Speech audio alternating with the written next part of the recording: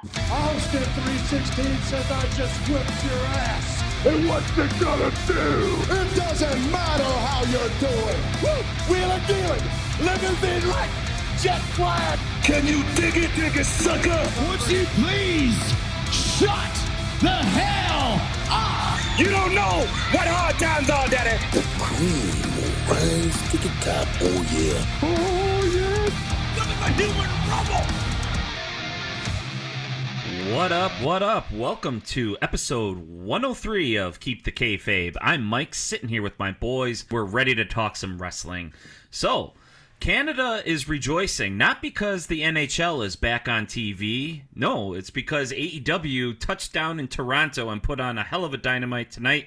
We're going to get to that, but we're actually going to start off with a little Extreme Rules talk, WWE, something that we don't do a whole lot here on Keep the Kayfabe. So we're going to cover some talking points there, but before we do, let's introduce you to the fellas we're sitting down with this evening. Over in Glendale, a man who keeps it regal, my guy, Steve Groschmidt. What up, Grabby? Behold the king of kings. On your knees, dog. Pretty good Lemmy impression right there. Very nice. That was solid. And Yeah. I've never even smoked cigarettes, so that took some effort to get that voice. Or were you drinking Jack and Coke at least tonight? Because I heard that's all that dude drank. Is that I had like 10 of them already. perfect? Awesome. That's a nice little warm up for this evening's chat. So good to see you there, Steve. And over in Bayview, my guy who keeps it freshly squeezed, the new champ, Mr. Matt Michelson. How are you, Matt? I'm here. Nice sound effect. Yeah.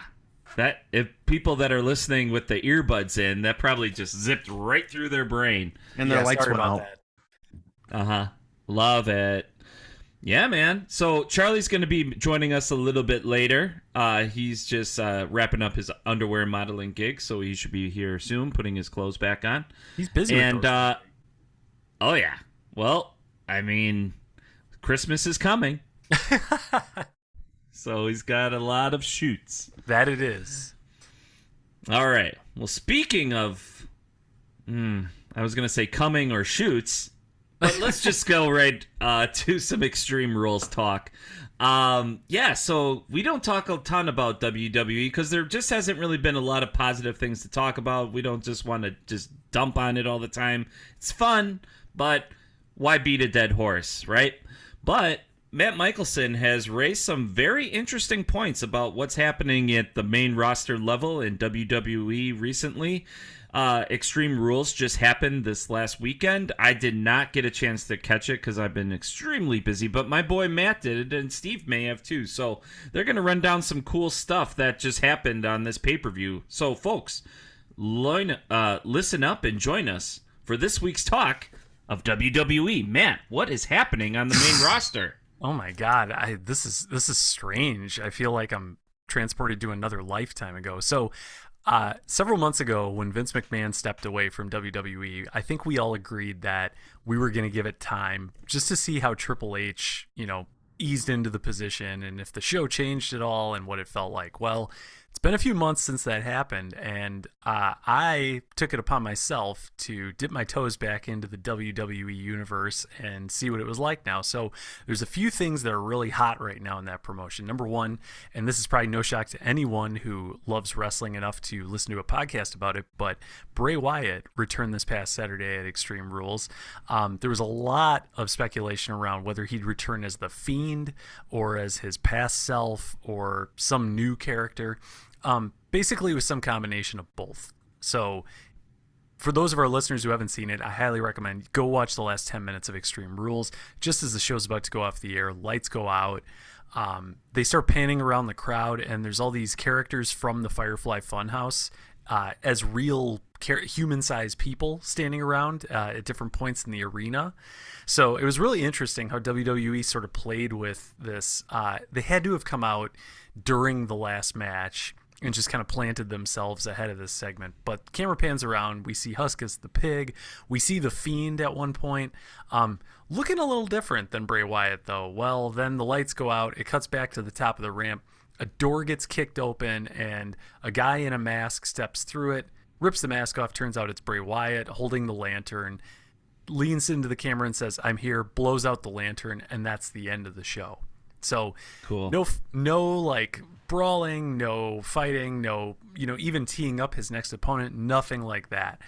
Which I think is smart, because a character like this is so supernatural that you just can't picture him going, yeah, I want to conquer the world and steal your soul and be the champion. Like, that, it makes no sense, right? So we'll have to wait and see how this goes in the world of WWE. So far, they've been pretty good about it, though. So that was a really cool segment. Another thing that has been going on, for those of our listeners, if you haven't been watching, if you have, you're going to be like, yeah, duh. The Bloodline, phenomenal faction. It's been Roman Reigns and the Usos for the longest time. Recently, we saw Solo Sikoa from NXT join that group as sort of their enforcer. And we also saw the oddball out of the bunch, Sami Zayn, join the Bloodline as an honorary Uso, as they all call him. They've got a great gimmick going with him. Right now, I want to say it's Jimmy Uso and Sami Zayn are like best buds and constantly laughing and joking. Jey Uso is not buying it. He thinks Sami Zayn's up to something, which I'm sure he's right, but it just makes for great comic TV. Meanwhile, you have Roman Reigns kind of watching them all not get along, sort of like the dad of the group, trying to keep everyone in line. It's just really well done. It's so interesting. All these characters have really good characters behind them, and they just gel really well for being as different as they are. So the Bloodline has come a long way. They were getting a little stale.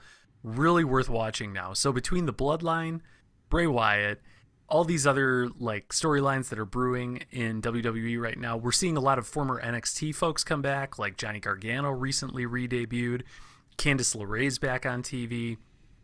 Io Shirai, Bayley, all these great wrestlers on the main roster, and they're sort of portraying themselves more than anything. It's clearly not as heavily scripted, and that's one of the things Triple H bragged about doing was, yeah, they're still going to do scripted promos, but he wants to get input from the wrestlers on what should the script say. So what we're hearing the wrestlers say is more like what they would actually say, and it's totally translating on TV. So if you haven't watched WWE in a while, check it out. I'm going to keep watching it, I think, at least for on and off for a little bit until they prove themselves. But so far, it seems like it's worth investing in again. So, yeah, exciting times. Don't forget Dexter Lumis is back. Oh, God. Yeah, that's so. I talk a lot of good things about WWE just now. There's still some trash out there, and some of it's laughable, some of it's just trash. I think Dexter Lumis is one of those. I don't know which one, but yeah, definitely not one of the best segments I've seen. But, you're not all 100% of them are going to be, perfect. I think what I would like to see if I was watching, and maybe this is just because, I've gotten away from WWE, is Bray Wyatt's done it all, right? I mean, like, they've reinvented his character multiple times, start, stop. Granted, all of that was under the Vince era. There's a part of me that, because, everybody's happy to see him, like, you might as well make him a baby face. There's a part of me that would like to see them just like completely, like, have him acknowledge the supernatural past, but just be a dude now. Like, even the Undertaker kind of went like dude for a while, where he wasn't the downplay. Like, I think they could pull that off, and he would have some longevity as a baby face if he like kind of nodded to the past and all those things he did and that, but he just played a non-supernatural weird dude. I don't know. That could be interesting to me. I don't think they'll do that. I think they'll kind of pick up where they left off, but yeah, it'd be a change of pace. I think Triple H is a smart guy. I think he's got a better bead on the pulse of what people want, and with some creativity involved that people won't see coming. And honestly, Bray Wyatt is a great litmus test character to see where the status and creativity direction is going with WWE. So if they can handle Bray properly, I think they're headed in the right direction, because it's tough, because they really fucked with Bray. I mean, when he was with the what was this group called? The Wyatt family. That's right. Yeah. Duh.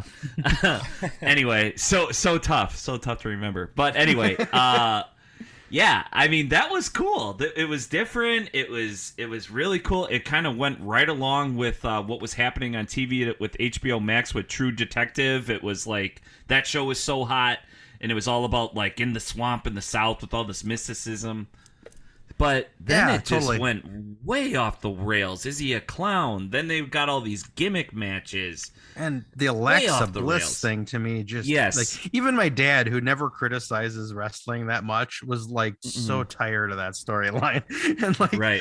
But yeah, maybe, I mean, not that it worked out this, like, I'm sure they didn't want it to work out this way, but maybe him getting fired, there being a length of time, and now the new regime brings him back, was probably the best thing for the character, because it just needed a big giant pause and people to miss him. It's a big challenge, but you're right, Steve. People do miss him, so they do have a leg up there. They want to see it, but they have to nail it. They can't fuck it up. So we'll see if they fumble or if they run it across the goal line with Bray Wyatt. So thanks, Matt, for that WWE roundup and wrap up of Extreme Rules. I might even give it a go too. Maybe I'll turn on some Raw, maybe a SmackDown here or there. But yeah, keep us posted, my friend. Thank you. For sure. But Toronto hosted the first ever AEW show ever on Canadian soil tonight, and there's a bunch of great Canadian wrestlers in the promotion as it is, with Christian Cage, Chris Jericho, Kenny Omega when he's not causing ruckus, Ethan Page, lots of other people. But they did sign another great Canadian, Renee Paquette, wife of John Moxley. She is now all elite. She's going to be doing some backstage interviews, it looks like. She introduced the show. She got a great standing ovation. This was a great acquisition, don't you think, boys? Yeah, absolutely. We've criticized AEW, I think, a little bit, and rightfully so, about hiring way too many wrestlers. And I think in the early days it made sense, but they just kind of kept doing it. And now we're seeing this problem where you won't see a wrestler on TV for weeks at a time, and by the time they are on, you totally forgot what their storyline was, or maybe didn't forget, but the storyline had definitely cooled off. So I think one area that AEW probably could use the most help is in their backstage interviewing, and that's perfect for Renee Paquette. I mean, that's what she's done in WWE. She's clearly a successful podcaster now. She's obviously married to John Moxley, for those of our listeners who maybe didn't know that. But yeah, so everything just made perfect sense to bring her in as the sort of backstage voice. And she's also one of those backstage personalities where you don't get the classic, she asks a really obvious question and tees it up for an interruption or just for the wrestler to talk. She engages in conversation with them. It makes it a little bit different than every other backstage interviewer we've seen. So really happy for her, really happy to see her in AEW. I totally agree. I was always a huge fan of her. When I first got the WWE Network, she was still doing a lot for NXT, even announcing. And I thought she just brought a legitimacy. Like she's insightful. I think she can do anything for them. I mean, they're kind of top heavy right now on announcers with Taz and all that, so I don't know how much time she did that. And I also think they probably need to rethink their backstage now, because they got like Alex Revez, who isn't very good. They got a couple other people. Like if they're going to use her, maybe she's going to sprinkle in the on the ramp and the ring stuff. But yeah, there's a lot they could do with her. And this just popped in my head right now. They should figure out a way to do their own version of Talking Smack with her and Bryan Danielson, like they did back in WWE, because that was a great show, and that's where Miz had his big moment and all that. Like they got to do some content like that. They got all the players now.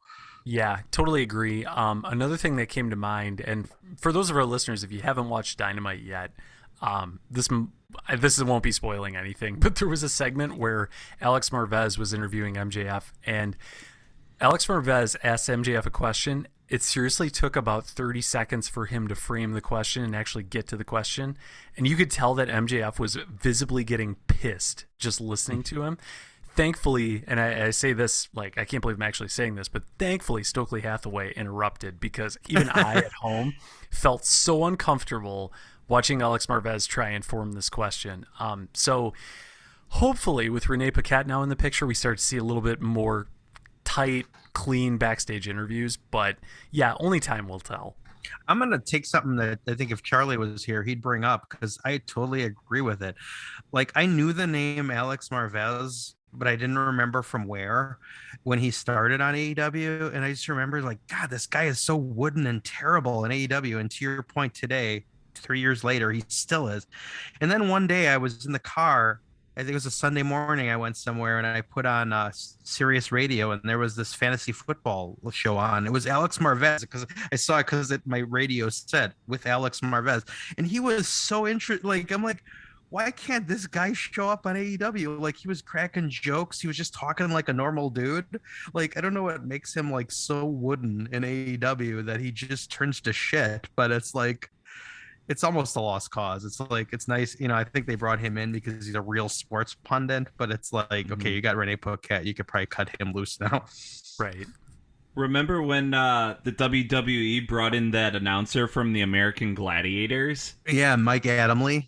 Yeah, and he it turned just out, said, yeah, it was just a disaster, and he just kept repeating lines like, Kofi Kingston, Jamaican me crazy, like 5 times in one match or something like that, and it was not good. I could be wrong, but I don't think anybody realized at the time, but I think he had like some like not dementia, but there was something going on with him that actually was why he was that way, and nobody realized it at the time. Oh, well, fuck me. Sorry. No. I think no, it's fine. I'm not saying that to like make you feel bad, but I think it was You like insensitive bastard. he was diagnosed with dementia. Yeah, like, so it's like, but it was still is like, you know, if they would have known that, or if they should have never put him on TV, because he was like, it was like awkward as shit. All right, so is he still alive or no? He is. He's actually Okay. 73. But, well, shout out Mike Adamle. This is a tribute to you, my friend. That hope you're listening and doing well out there. I feel like I accidentally made you feel bad there, but I wasn't intending to. Not at all. I learned something new today, and I'll be more sensitive. I just kind of wanted to say Kofi Kingston, Jamaican me crazy. Anyway. It's an all-time great line. Yes. Big time. Thanks for listening, Kofi. But, yeah, Renee, she's a natural. She's, like we brought up, she's just has this natural dialogue to her. It's a great asset. Way to debut her in Canada to get the peoples going, especially with a Maple Leaf game on tonight against the dreaded Montreal Canadiens. It was so funny, too. Christian Cage played that, how the Maple Leafs can't get out of the first round. Just great heel work with Christian. God, that was so good. That made me pop hard. Anyway, well, we talked about how Renee was married to one of the wrestlers, John Moxley, in AEW. Well, he's going up against Adam Hangman Page this coming week in his hometown of Cincinnati. It's a huge, huge match. And I can't help but wonder, is this really the time that MJF is going to cash this in? All arrows point to yes in my book. They keep hinting at it. He's up in the stands. He's got his popcorn. He's laying back. I mean, he's white hot. We know Moxley wants to take a break. Wouldn't this be the perfect time for MJF to cash in this chip and spoil Adam Hangman Page's awesome promo that he had tonight, thinking that he's not going to let this opportunity slip through his fingers? And it would be just perfect for somebody as slimy as MJF to slither his way and steal the championship. It would be, yes. And I think AEW would be foolish to repeat a pattern that Steve described a few minutes ago and not quite have him cash in yet, but maybe next week or the week after that, or at least tease it. I don't think fans need the tease at this point. Like we saw it during AEW Dynamite recorded earlier tonight. We saw John Moxley and Hangman Page squaring off in the middle of the ring. And like you described, Mike, MJF's up in the skybox eating popcorn, watching all this go down, and the crowd is chanting for MJF, and he's not even in the ring. Like you've got these two world-class competitors standing in the ring talking about the match they are for sure going to have next week, and the fans could care less. All they want is MJF. And I think, like I said before, AEW would be really foolish if they didn't pull the trigger on it sooner than later. I agree. Truly. I think they can't go wrong, because you think about it. Think about the scenarios. John Moxley wins in his home city. MJF craps on the party. Perfect. Hangman delivers those impassioned speeches and about how he's got nothing and he's like blah blah blah blah blah. And if he gets his moment, he could crash that. MJF could ruin that too. I feel like there's like two realistic scenarios. Like I don't think Hangman's gonna win and then hold on to the title. I think if anybody, if MJF doesn't walk out of there with the title, it's because Moxley retained or something. But because now that I'm talking out loud about that, I don't know that Hangman would get much of a good reaction beating Moxley in his home city either. So I don't know that would be. Although, okay, let's talk through this. You just talked about how MJF, the big slimy heel, is getting cheered. He beats Moxley in his hometown, mega boos. Hangman beats Moxley in Moxley's hometown, and then MJF beats him, mega cheers. So they they can kind of decide what direction they want to go with this, it's kind of brilliant. Yeah, it's almost like they can have their cake and eat it too. If Moxley wins, the fans get the big hometown victory, and then you get to boo MJF sort of for getting the title, but not really. He's doing a great job of walking that line of being a babyface, but still pissing you off in some way where you're like, and he still maintains his character. I think that's the beauty of this run with MJF right now. And Steve, to your point, they could go either way with that and it would totally work. So either way, like either scenario you described involves MJF walking out as the champion.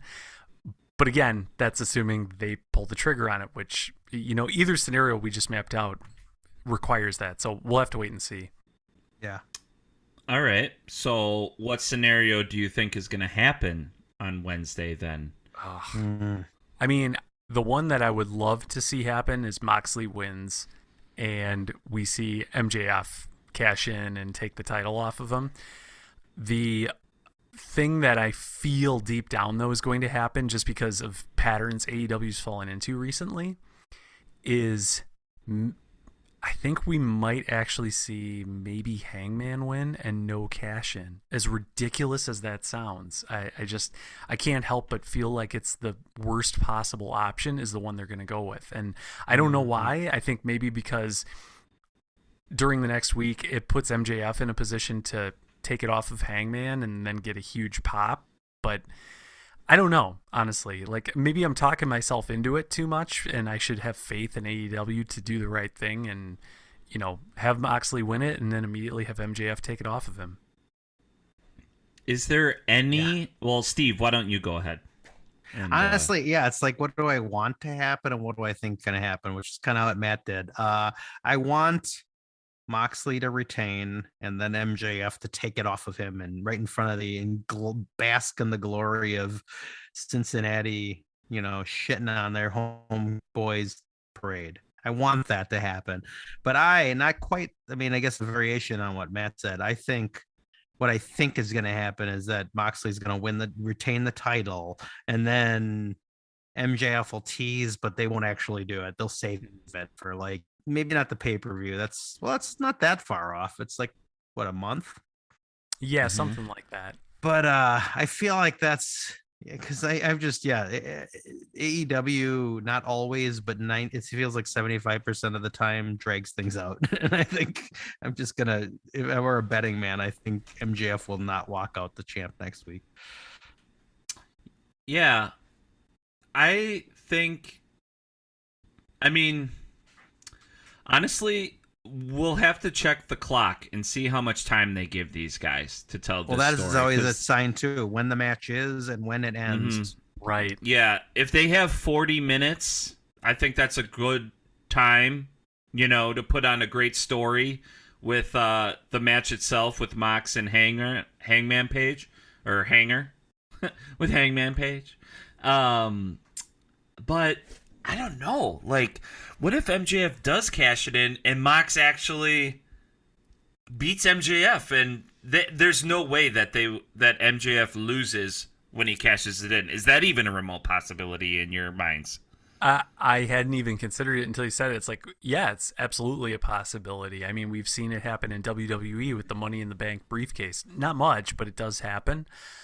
I feel like AEW is starting to get a little too hooked on swerves lately for the sake of swerving the crowd. And yeah, to your point, I could see Moxley retaining to get the hometown pop. And then we see MJF cash in, which I think the crowd is almost expecting at that point. But then seeing Moxley retain against MJF in that sort of situation, yeah, I could definitely see it. And then that leads to maybe MJF saying, "Oh, I wasn't ready," or some other heel line, which then leads us to a rematch at Full Gear in a month. So I would love to see Moxley retain, MJF cash in and take it off of him. Punk return in a couple weeks as a wrestler. And I know there's still a lot of talk about that. And he's also injured, I think. So we don't even know. He's out for like 9 months. Yeah. Yeah. Realistically, the best possible scenario is he comes back. We see the third match between MJF and Punk for the title at Full Gear. It's the blow-off match between the two of them. I mean, quite frankly, that's the best story AEW's told this year. And it would rocket them back to being on a whole nother level if they brought that story back in that form. But like we just said, I don't think Punk's in condition to wrestle. So yeah, that's another question, is who's next at Full Gear? I don't know. Maybe this is how it goes. Moxley drops the belt to Hanger. MJF cashes in. Looks like MJF's going to take it over Hanger. Mox ruins it for MJF, getting the hometown pop. To be okay with Mox not having it, put it on the younger guy who, could use it, who's doing good work. And then MJF can still be the heel and we can still cheer and boo him. But Adam Hangman Page is definitely not going to get the big cheers. But that would be the way to get him the big cheers if they did decide how to put the title on him, if that's what they wanted to do. Does that sound even possible? It's possible, yeah. I mean, it's very possible that we're really overthinking this. And AEW goes with the obvious decision. And I think this is one situation where the obvious decision is by far the best one, because all these other scenarios we've talked about, I can't picture, it's going to leave a bad taste in fans' mouths, and I don't see where they go after that. So I'm keeping my fingers crossed that they go with the scenario that I think we all hope they do. By the way, for those of our listeners, if you haven't been paying attention, next week's episode of Dynamite, where this match is going to air, is actually on a Tuesday, not a Wednesday. So that's right. Yeah. Yeah. So if you want to catch it, make sure you watch on Tuesday night. Good call. Adjust your DVRs. All right. So we spent a lot of time dissecting that matchup. But there was another big highlight that happened this evening, one that we might not have wanted to see. We talked last week about how the Acclaimed is just so hot right now. The scissoring gimmick is absolutely on fire. I mean, there's no signs of it stopping, we were saying. There's no way. Well, the guy that we all hate and who I quite frankly hate seeing come on TV, and most of us here on the pod hate seeing on TV, Smart Mark Sterling, has actually hijacked Scissor Me and copyright it and will receive royalties anytime it's used on TV or any merch. So a guy that we all hate, that we're like, this guy does not belong, there's nothing that fits, actually comes out and does something that's kind of fitting. And I actually laughed and started nodding my head and was like, this is good. Damn it. Am I supposed to like this guy now? Am I supposed to think he's entertaining? I don't want to, but open your heart, Mike. I'm opening my heart. Are you guys too? I'm somewhere in between. It's like every time he shows up on my TV, I'm like, why are they still going with this guy? He's like a less interesting version of Lambert, who was flawed. Yes. Yeah, and then I mean, even worse is like Tony Nese might be, chiseled out of granite and be a solid wrestler, but he's like one of the most boring wrestlers on national television, and so is that Josh Woods dude. So it's like there's just, anytime I see him or his ilk, I'm like, ugh. But then this, like, now it's like, well, what are they gonna do with this? Like, they can't do the scissoring, which is the most over thing in wrestling right now. They were doing it at freaking Raw because of the DX reunion. Yeah, and then AEW just posted on Instagram like a screenshot of an actual patent that it has Smart Mark Sterling's name on it. Like, so I mean, they're going all in with this. So I think the verdict's out, but I'm like, okay, yeah, I think I'm with you that like this could be a little more interesting than maybe I would have expected. Yeah, Right. I agree with Steve. I think I prior to starting the podcast, we were talking about this segment a little bit, and and I think we've talked about this in past episodes. But Smart Mark Sterling, every time I see him come on TV, I just want to turn it off. It's not heel heat. It's just bad television, unfortunately. But for some reason, when it's with the Acclaimed and it's part of this scissoring gimmick, it works. And I don't know if it's because the scissoring gimmick is so ridiculous in its own right and just happens to be done in a way where you can't help but laugh and it's over. I think inserting Mark Sterling into this was a scary move, I thought. Until he mentioned that he stole, like you said, Steve, the trademark or patent, whatever you want to call it, for Scissor Me and every variation of it. So, yeah, I'm interested to see where this goes a little bit more now, just because he's taken something away that the fans truly love. Which I think that's the difference with this storyline. It's not like he's making up some story about a contract that nobody gives a crap about. It's he took away the one thing that the Acclaimed has going for them, and fans want it back. So Yeah. he's got himself in the perfect position to be a heel. Now, what do they do next with this? I don't know. I think it's probably going to lead to a match with Mark Sterling and Tony Nese, which I could have sworn we already saw, which is just irritates me. But yeah, if this is what those guys have to go through to get Scissor Me back, fine. I'll put up with it for a week. As I say all this, stupid story, and I think they kind of put themselves in a spot with this. Well, think about it. I mean, these guys are the tag team champions. Yes, I love the silliness. I love the gimmick. But at the same time, give them some legit competition because we got to keep elevating them. Otherwise, it's going to get old. And yeah. Now, granted, Okay. AEW doesn't have a lot of fun stuff on TV. They're very serious and all about the wrestling most of the time. So this is one segment where I'll give it a pass. But yeah, I'm still going to hold my breath until we see where this goes. Well, and yeah, I think maybe like you can tolerate one or two of these things at the very beginning of their title run because they're going to have a longer title run, I would hope. So I think I even sarcastically said a week or two ago, like, oh, they're probably going to serve up Tony Nese and Josh Woods, whatever the hell his name is, to them. Called it. So it's like that's what they're probably what they're doing, and everybody knows they're going to beat those guys because even though they're racking up some wins now, they're just like jobbers to the stars. You know what's so beautiful about this though? It makes you feel like a kid again. This little thing. This whole storyline that they're just emerging this evening, it's so cartoony. It's like a plot line in a half-hour cartoon. You have like these imagine this is just an animation, like a cool cartoon. The Acclaimed, young, hip, counterculture, everything that you want to be, like stick it to the man. Then you got a guy with a horrible 5 o'clock shadow beard in a suit interrupting the fun and squashing the fun, trademarking the fun, taking it away. It makes you feel like a kid again because really everybody in the crowd is just immature adults with the scissoring gimmick, and between the hours of 7 and 9 o'clock on Wednesday, it's all acceptable. Other than that, it's not. It's not. You'd be like, what? Unless you're talking to somebody who is down with AEW, nobody would be like, are you fucking kidding me? So, I mean, it's just such like a cool like little inside thing that wrestling fans around the world are sharing right now.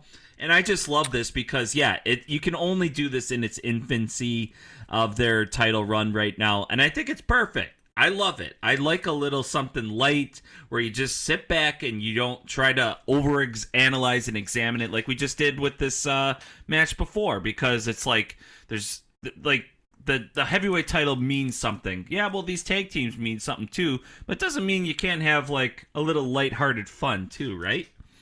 I just thought of something. By the way, like related note that our fans might be interested in. Are you guys familiar with The Athletic? That premium, like you got to pay for it, but it's a sports news outlet. I think it's owned by I've New heard York of it. Times now, but it's really good. It's like I'd heard about it for years, and then finally I got like a free subscription for a little while, and now I wind up paying for it because the content's great. Really good articles about every sport. But anyway, legit news service. There was an article yesterday because yesterday was National Coming Out Day, or maybe I'm getting my days mixed up. Maybe that was 2 days ago, but whatever Mental day it health day. was, whatever day it was, they had an article about Anthony Bowens and the Acclaimed in the Athletic, and it was a really good article. And then it was funny too because there was a bunch of people posting in the comments like "scissor me" and all that, and then there was a couple stodgy assholes that were like, "Why are they talking about wrestling? This is a legitimate news service." Blah blah blah. And then other people just like, "Dude, lighten up," and like ripping on them. But it was funny. But that just shows you a little bit about the Acclaim's appeal right now. Like they picked up on a major like kind of sports outlet talking about them. Oh yeah, baby. The eruption this evening in Canada was huge. I mean, Yeah. again, I'll say it again. When you have grown adults doing arts and crafts at home, making cardboard scissors, wrapping them in tin foil, and painting the handles pink, and spending You their got time something. doing that, You got come something. on, like you got something, and you gotta get it going. So yeah, I kind of really love what they're doing with Smart Mark Sterling. I hate him too. But this just kind of it's on brand with how annoying he is, but they're putting with something that I love. So again, it's opening up my heart a little bit. Okay, so final thing that we're going to talk about is the big main event that happened this evening is between Pac and Orange Cassidy for the Mid-Atlantic Championship.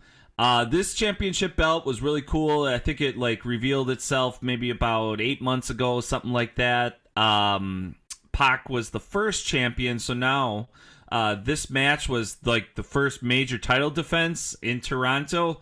Is Orange Cassidy Canadian? Is he American? No, he's American. This was actually one of the first, if not the first times an American went for the title. Yeah, Awesome. But he is from wherever, so I guess it doesn't. Oh, true. Oh yeah, that's a good point. It's So, funny. They showed an American flag behind him on this graphic today. They should have shown a question mark or something, That would have been correct. or a shrugging points. emoji. Yeah, like I don't know. That's awesome. Yeah. Wherever. Okay, so we had this match.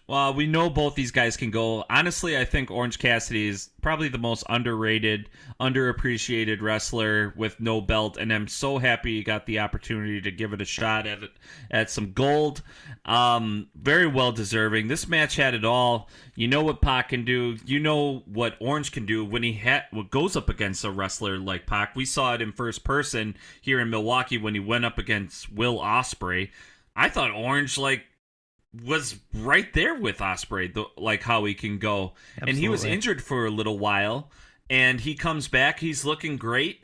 How much time did they give him? Probably about half hour, 20 minutes, I want to say. I'd say just under 20 minutes, I think. But yeah, thereabouts. Yeah. I was going to say, not even. I checked the clock. When they were coming out for their entrances, they only had about 13 minutes till the end of the show when the bell finally rang. It was like 8:47 when the match actually started. So Right. all that action was crammed into not much time, but it felt long just because there were so many parts to the match. I'll give my quick thoughts on this one, by the way, too. So I'm a huge fan of Orange Cassidy. I'm freshly squeezed, as our longtime listeners are aware. So I was really excited to see this. I think Pac is a phenomenal Mid-Atlantic champion. The guy's an amazing wrestler. Oh, excuse me, All-Atlantic champion. I got that name wrong there, I think. I said Mid-Atlantic. I must have. I think I botched it up from the start. We're making our own titles here. That's fine. So these guys put on a phenomenal match. We haven't seen a match like this at this level, I think, on Dynamite in quite a while. And it's really cool to see it for this somewhat new title because it takes me back to like the early days of AEW when you would see these incredibly athletic, innovative matches where you did not know what the next thing that was going to happen was. And I felt that way this entire match. Like there was a shot, it was during the commercial break, but we saw Pac drag Orange Cassidy all the way up the ramp and jumping tombstone him on the ramp during the commercial break. Like, that's insane to think, right? Mm-hmm. And we used to see that kind of stuff all the time.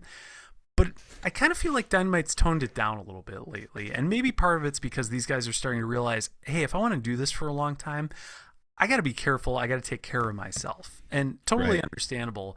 But it is nice to see a banger like this every once in a while. So I was really happy with this match. I thought it was a phenomenal main event. It left me at the end of Dynamite, feeling really good about the show I just watched. And, Steve kind of mentioned this before we started recording tonight, but there was a couple spots on the show that I didn't really care for. So those left somewhat of a bad taste in my mouth, but this match more than made up for it. I was just really happy with it all around. I would just like to further point out my genius. I have a time-stamped text to friend of the show, Gary, today, where at 8:47, I said to him, Pac has 2 titles. Wouldn't be the worst time to give Orange the title. That thought didn't cross my mind. Yeah. Yeah. I really had a feeling. And then, but then I've wavered on it. Like, there's so much going on there with the hammer at the end where it's like, he had a second hammer and then it was still laying in the ring. And I'm like, how is this going to play in? But then Orange just like legit, like knocked him down 3 times or whatever it was and beat him. So no, it's great. I mean, Orange has been over like Rover from day one, even though he's never won a title. He's had this big feuds with like Jericho, you name it. And this feud's been kind of fun because it's like Pac's this like legit badass that everybody respects, but he had to cheat to beat him. Was like, that's how desperate he became. And then he tried to do it again. It didn't work and he lost the title. And it's just, it's so much good about this. Orange deserves it. It was a great moment and super happy. And honestly, that title to me is like, I remember when we had a conversation about it and I think we were kind of split or even maybe less than split on like, why are they introducing this title? We all want a trios title. What the hell's the point of this title? Right. And I think it's been thanks to Pac, that title, sorry, Mike, is like to me 10 times more interesting right now than the TNT title. Like the TNT title is like, oh, no apologies. I don't disagree. Wardlow's like he's like in a tag team now. He's not even defending it. So it's like the All Atlantic's everything the TNT should be, but got ruined ever since Cody. Absolutely. Right. Yeah. I mean, it's kind of like the Intercontinental Championship. Just different name. It's not Mid-Atlantic. It is All Atlantic, right? All Atlantic. All right. The whole Atlantic, not part of it. Nice.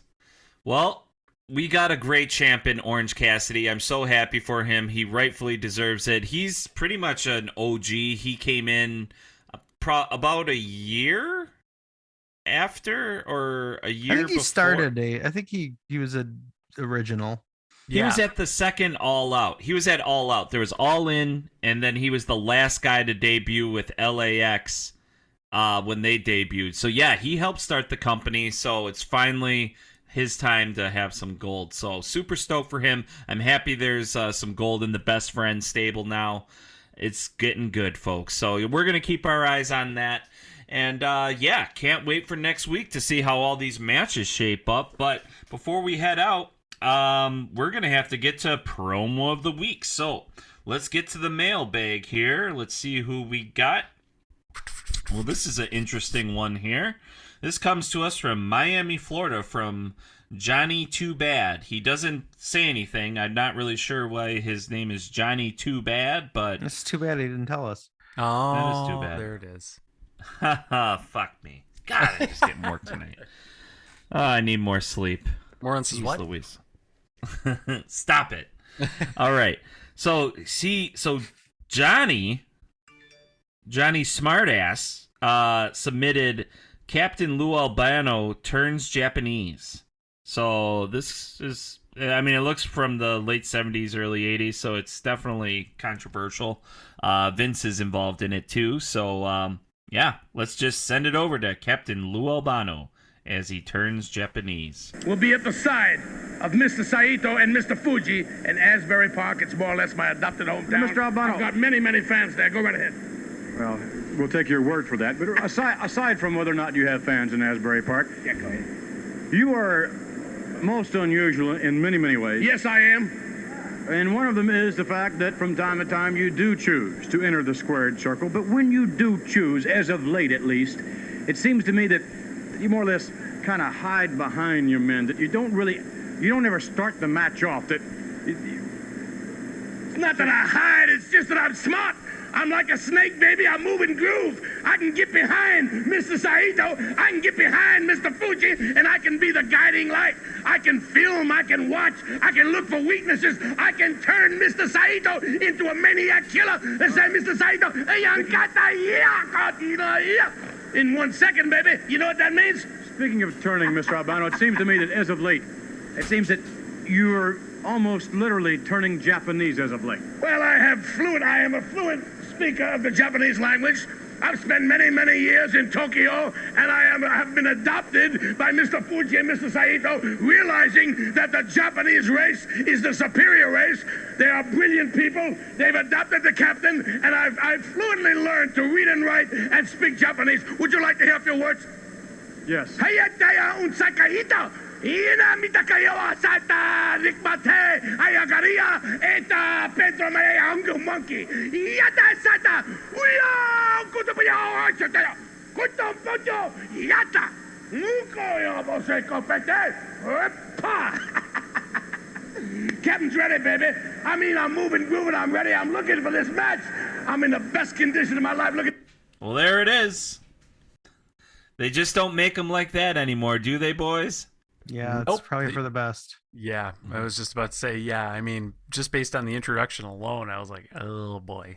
But yeah, it's amazing how wrestling's changed over the years, but it's also amazing how much it hasn't changed over the years in some regards. True, very true. Did Lou Albano have, like, piercings on his face that would dangle things? He had rubber bands that he had dangling. Oh. How did he get those to stay on his face like that? Glue? I don't know. He was a very just looking strange at a picture guy. of him while we were talking, and yeah, he was strange. But I think he had like some sort of like maybe like I don't know, like the stuff, like probably what the same type of stuff they used to put masks on people for like costume for movies and stuff. Maybe he had like some adhesive that he's a strange dude, but you know, he had some success. He was part of the Rock and Wrestling Connection. He was Super Mario on the TV show, if you guys remember that. Oh yeah. Nice. That was a fun little piece of information. Were you a fan of his, Steve? Lou Albano? He was kind of a little bit before my time. Yeah, you know, he was in the wheelhouse of like my early years of WWF, for like 80s, early 90s. So I don't remember. You know, it's one of those guys. He's like hard not to like. I wouldn't say that I was like the biggest fan, but I certainly appreciated and have a lot of good memories of him from that era. I love learning little factoids about people like that. Like you mentioned, he was Super Mario. Loved Super Mario. Never knew who Lou Albano was. So I guess I'm indirectly a fan. There you go. Who would you compare him to today, would you say, as far as like his influence back then? Like, you know, like, is he like a mid guy? Was he a top guy? Did he gain a lot of respect, or was he laughable? Did anybody take him seriously? You know, he was respected because he was an old long timer. I mean, his character was corny, but I think he was well respected in the business. I mean, obviously they entrusted him to be part of that whole Cyndi Lauper rock and wrestling thing in the 80s that got them some mainstream attention with Piper and all that. So I mean, they obviously like gave him the ball on some stuff. I think he managed Bam Bam Bigelow for a while, like kind of in his prime early days. And so, yeah, he was a legit manager. And I think, you know, like in the 80s, you know, the era I'm talking about, he was like the fun loving guy, but I think he was kind of he had a good heel run too, before that. So he did a lot in the wrestling. Interesting. Cool. All right, Johnny Too Bad. Well, thank you so much for submitting that. And if you want to hear your promo played on one of our episodes, just DM them to us over at Keep The Kayfabe 414@gmail.com. That's our email. Otherwise, DM us at Instagram, Keep The Kayfabe, and on Facebook. So, yeah, boys, this was another great show. Love chatting about it. I mean, we just talked a little bit about Lou Albano. He might have been ahead of his time. Maybe he kept little 3 pieces of advice. He knew something that we all didn't know. Oh yeah, what would that be? I don't know. I think he had. I mean, he wasn't a very good-looking guy. He wasn't very athletic, but he had something. I think he stayed humble, stayed hungry, and he stayed hard. Triple H, baby. Woo!